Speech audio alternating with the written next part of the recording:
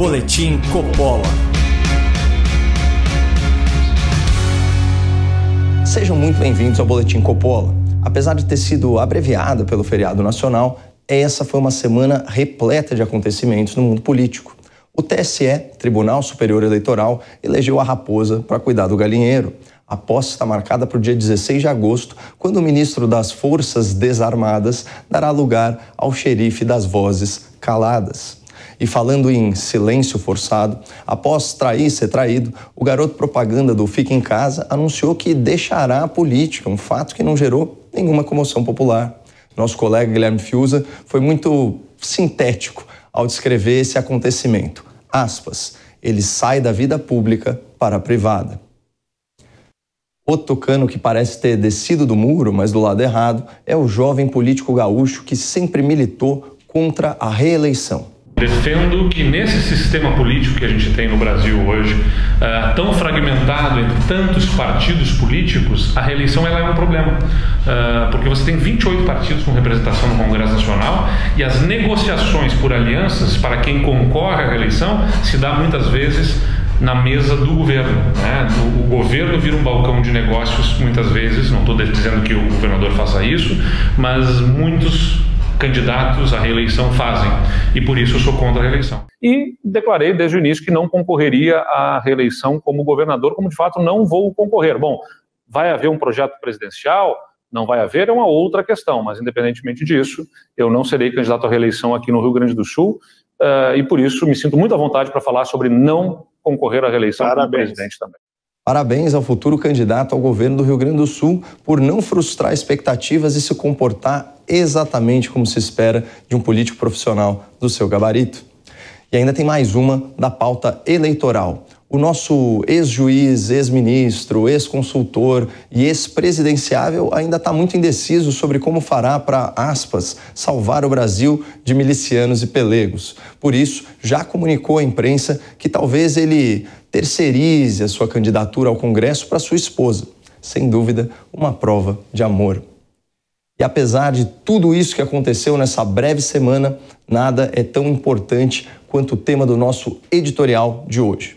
Isso porque, finalmente, o Congresso Nacional impôs algum limite à sanha arrecadatória dos estados e seus governadores. Já na segunda-feira, o Senado havia aprovado o texto base do projeto de lei que define a energia, os combustíveis, os transportes e as comunicações como bens e serviços essenciais. Nessa categoria, a alíquota máxima permitida para o ICMS é de 17%, que, vamos combinar, já é uma porcentagem bem alta para produtos que são indispensáveis para uma existência digna. Para vocês terem uma ideia, em alguns estados do Brasil, luz e gasolina chegam a ser tributados em 34%.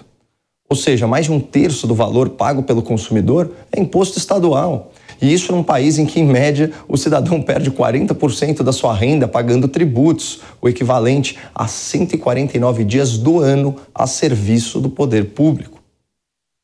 Mas o que causa ainda mais indignação é que nesses últimos tempos, em plena crise econômica, os governadores encheram os seus cofres registrando recordes astronômicos de arrecadação. Dados do Tesouro Nacional apontam que o superávit primário dos estados, mais o Distrito Federal, cresceu 91% e atingiu 124 bilhões de reais. São Paulo, por exemplo, virou o ano com 42 bilhões de reais no azul. E é óbvio que ninguém é contrário à saúde das contas públicas, mas essas cifras bilionárias só foram possíveis porque os governos estaduais não tiveram a decência de fazer a coisa certa, justa e razoável durante a pandemia. Para pensar, o Brasil enfrentou sua maior crise hídrica nos últimos 100 anos. A FAO, a entidade da ONU para a alimentação e para a agricultura, já declarou que a inflação mundial da comida é a maior em 60 anos. Os preços dos alimentos estão subindo mais de 30% ao ano. Por causa da guerra na Ucrânia, o petróleo chegou a valorizar 60% em alguns meses e continua cotado lá nas alturas. Ainda assim, os governadores mantiveram suas alíquotas de ICMS lá em cima e surfaram essa onda da inflação mundial, aumentando sua arrecadação às custas dos trabalhadores e dos pagadores de impostos. Só para vocês terem uma ideia, em 2021, os estados arrecadaram 117 bilhões de reais a mais com o ICMS. Isso é um aumento de 22%.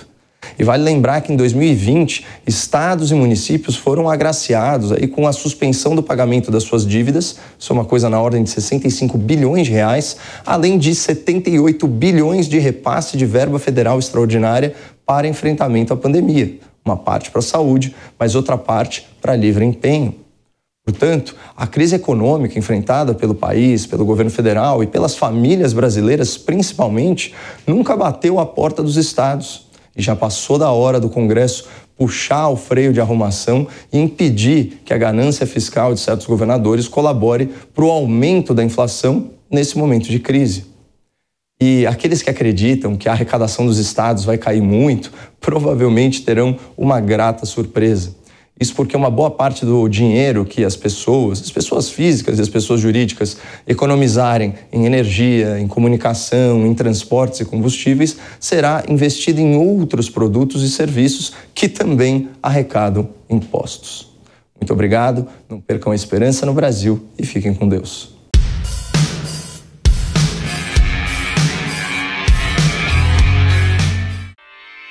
Realização Jovem Pan News.